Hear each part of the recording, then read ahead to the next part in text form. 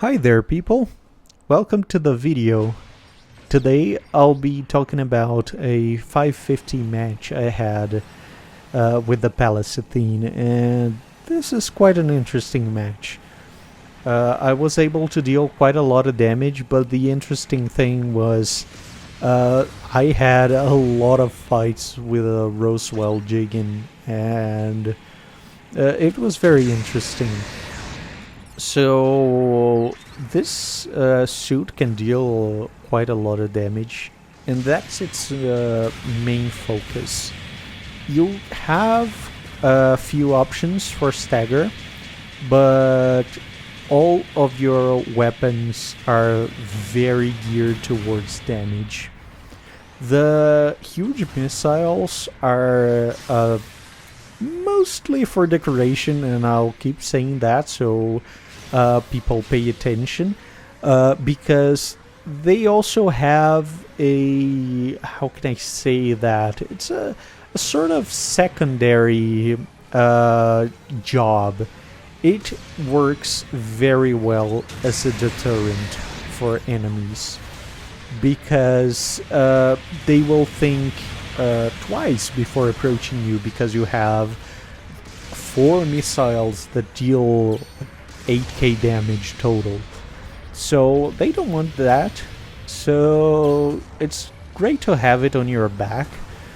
I would recommend you shoot it when you're facing a sniper enemy, so an enemy that stays still. If it's not looking at you, it's even better, because you can almost guarantee the hit. Don't aim too low because of the trajectory of the missiles. The 2 bottom ones can be quite a problem. It's not very wise to kneel when using them. Just shoot them while you're standing, because the bottom ones can hit the ground and you lose more damage than you get with kneeling. The interesting thing is you get the what is it called, the I don't know what shelling, which gives you another 5% when you're kneeling, so you don't have to lie down in order to get all that damage. So you also get a few benefits from kneeling. You get stagger resistance, and you already have quite high defense, so you can take quite a bit of punishment. The other interesting thing is you get the damage control. And damage control makes it harder for people to stun you. This will come in handy soon with the Roswell Jegan. We fight quite a lot in this match. I almost have a feeling that he really hates my guts. The important thing you have to keep in mind, and this is a very good tip, I think, is that when you're using a support, it's not like you're using the other suits. Supports are very different and very team reliant. They don't have the speed the other suits have, and they don't have the close combat capabilities that the other suits have, usually at least. So you really need your teammates to help you. But that doesn't mean you can't work well when you're alone. It's just not ideal, and here's the important point. You have to fight like a support. If you try to use a support like one of the other units, it's not gonna work well, because you just don't work the same.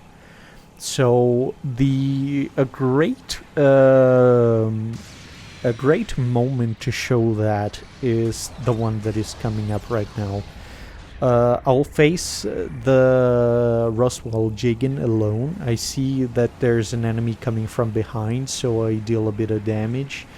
The beams, the shoulder beams, are very interesting for deterrence too, because people don't like when your shoulders light up. So you can see here that I hit the Roswell Jegan with the beams, and I let the shield missiles do the work. He needs to stagger me so he can approach safely. And that's a big problem because I have damage control and I'm kneeling.